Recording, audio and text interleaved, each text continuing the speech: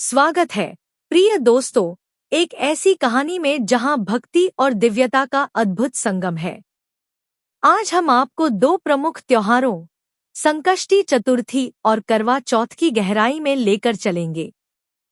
ये सदियों पुराने किस्से प्यार, आस्था और प्रार्थनाओं की शक्ति से भरे हुए हैं। जानिए कैसे एक पत्नी की अटूट प्रतिज्ञा और एक देवता की करुणा जीवन की सबसे बड़ी चुनौतियों को पार करती है। हमारे साथ जुड़े रहिए, क्योंकि आप इन प्राचीन कथाओं के प्रेरणादायक संदेश और मनमोहक दृश्यों को मिस नहीं करना चाहेंगे, जो इन परंपराओं को जीवंत बनाते हैं। करवा चौथ की कथा।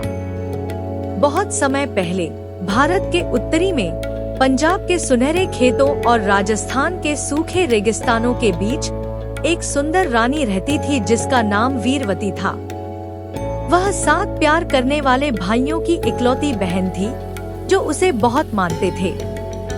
एक बहादुर राजा से विवाह के बाद वीरवती का जीवन खुशियों से भर गया, लेकिन वह अपने भाइयों के साथ बिताए गए पलों को हमेशा याद करती थी। जब कार्तिक मास का समय आया तो करवा चौथ का त्योहार बहुत उत्साह के साथ मनाया गया। यह वह दिन था जब विवाहित महिलाएं सूर्योदय से चंद्रमा के दर्शन तक उपवास रखती थी, अपने पतियों की लंबी आयु और समृद्धि के लिए प्रार्थना करती थी। इस त्योहार की जड़ें प्राचीन परंपराओं में थी, जो पीढ़ी दर पीढ़ी चली आ रही थी। करवा का अर्थ मिट्टी के बर्तन से था जिसका उपयोग पूजा में किया जाता था, और चौथ का मतलब पूर्णिमा के बाद चौथा दिन था।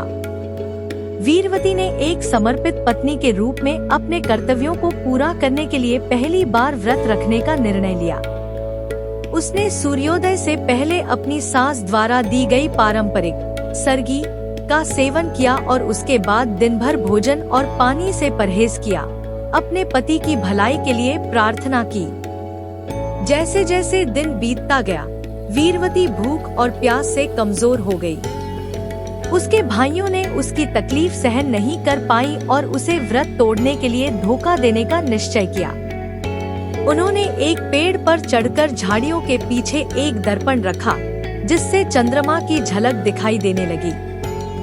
वीरवती ने सोचा कि चंद्रमा निकल आया है और उसने व्रत तोड़ दिया। जैसे ही उसने व्रत तोड़ा, उसे यह खबर मिली कि उसका पति गंभीर रूप से बीमार हो गया है।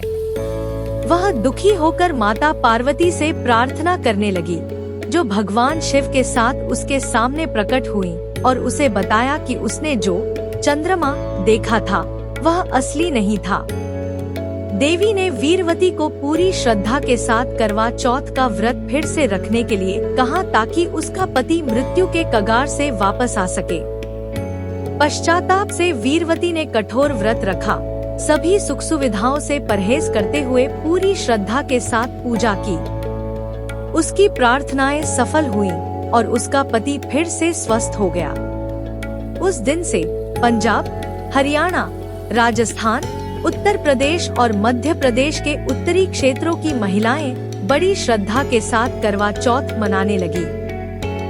यह एक उत्सव बन गया जो वैवाहिक प्रेम, समर्पण और पत्नी की प्रार्थनाओं की शक्ति को दर्शाता है। महत्व और मनाने के तरीके। करवा चौथ को उत्तर भारत में विशेष रूप से हिंदू विवाहित महिलाओं के बीच अत्यंत महत्वपूर्ण माना जाता है।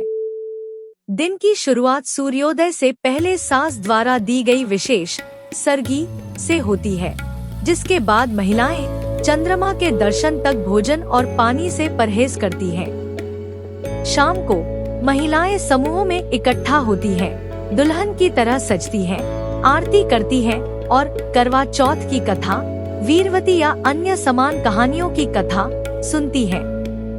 व्रत तब तक नहीं तोड़ा जाता जब तक चंद्रमा के दर्शन न हो जाए।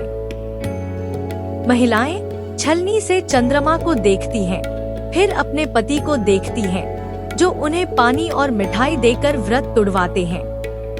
ऐतिहासिक रूप से यह त्योहार उन समुदायों में सांस्कृतिक परंपरा के रूप में भी विकसित हुआ, जहां पुरुष अक्सर युद्ध के लिए जाते थे। उनकी सुरक्षा और भलाई के लिए प्रार्थना की जाती थी। अब संकष्टी चतुर्थी की कथा। गणेश जी का भक्तों के प्रति आशीर्वाद। महाराष्ट्र के हृदय में, जहां पश्चिमी घाट और दक्कन का पठार मिलता है, हर महीने भगवान गणेश को समर्पित एक पवित्र पर्व गहरे भक्ति भाव के साथ मनाया जाता है। इसे संकष्टी चतुर्थी के नाम से जाना जाता है, जो कृष्ण पक्ष के चौथे दिन पड़ता है, जब भक्त गणेश जी की पूजा करके जीवन की कठिनाइयों से मुक्ति पाने की प्रार्थना करते हैं। संकष्टी का अर्थ कठिन समय में मुक्ति है, जबकि चतुर्थी चौथे दिन को दर्शाता है। संकष्टी चतुर्थी से जुड़ी पौराणिक कथाएं। चंद्रमा का शाप। एक प्रसिद्ध कथा के अनुसार एक चतुर्थी की रात गणेश जी अपने वाहन मूषक पर सवार होकर यात्रा कर रहे थे। अचानक मूषक ने एक सांप को देखा और डरकर भाग गया, जिससे गणेश जी गिर पड़े। उनके सभी मोदक बिखर गए। चंद्रमा, जो आकाश से यह दृश्य देख रहा था, गणेश जी की स्थिति पर हंस पड़ा। गणेश जी को चंद्रमा की यह हंसी बहुत बुरी लगी और उन्होंने उसे शाप दे दिया कि वह अपनी चमक खो देगा और हमेशा के लिए अंधकार में रहेगा। इस शाप से देवताओं में चिंता फैल गई, क्योंकि चंद्रमा की रोशनी पृथ्वी के लिए आवश्यक थी। चंद्रमा ने पछताते हुए गणेश जी से माफी मांगी। उसकी पश्चाताप देखकर गणेश जी ने उसे क्षमा कर दिया, लेकिन यह भी कहा कि शाप का प्रभाव आंशिक रूप से बना रहेगा। इस प्रकार चंद्रमा घटता बढ़ता रहेगा। आधे महीने कृष्ण पक्ष में अपनी चमक खो देगा और बाकी आधे महीने शुक्ल पक्ष में उसे पुनः प्राप्त करेगा। गणेश जी ने यह भी घोषणा की कि जो कोई भी गणेश चतुर्थी उनके जन्मदिन के दिन चंद्रमा को देखेगा, उसे झूठे आरोपों या गलतफहमियों का सामना करना पड़ेगा। इस समस्या को हल करने के लिए गणेश जी ने संकष्टी चतुर्थी के व्रत का प्रचलन शुरू किया, जिसमें उपवास और उनकी पूजा करने से भक्तों की समस्याएं दूर होती हैं। भगवान शिव और गणेश जी की कथा।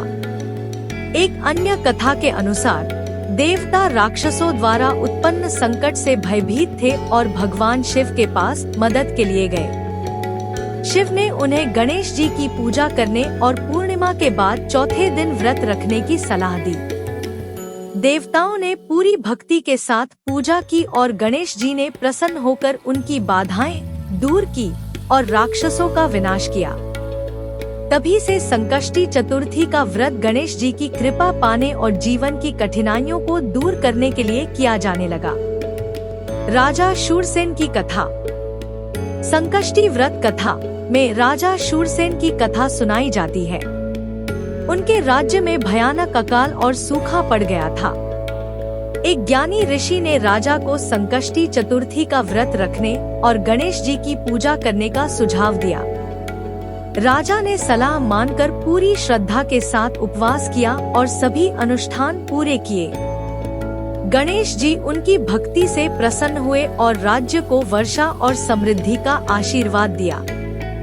जब संकष्टी चतुर्थी मंगलवार को पड़ती है, तो इसे अंगार की संकष्टी चतुर्थी के रूप में मनाया जाता है, जो विशेष रूप से शुभ माना जाता है। गणेश जी का ब्रह्मांडीय महत्व।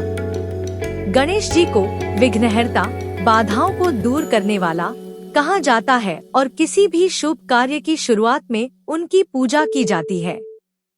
संकष्टी चतुर्थी का व्रत रखने से गणेश जी प्रसन्न होते हैं और भक्तों को जीवन की कठिनाइयों से पार पाने में सहायता करते हैं। चंद्रमा के साथ उनका संबंध मन की अस्थिरता को नियंत्रित करने का प्रतीक है, क्योंकि गणेश जी का शाप और चंद्रमा को बाद में क्षमा करना चंद्रमा के घटने बढ़ने का प्रतिनिधित्व करता है। महत्व और मनाने के तरीके।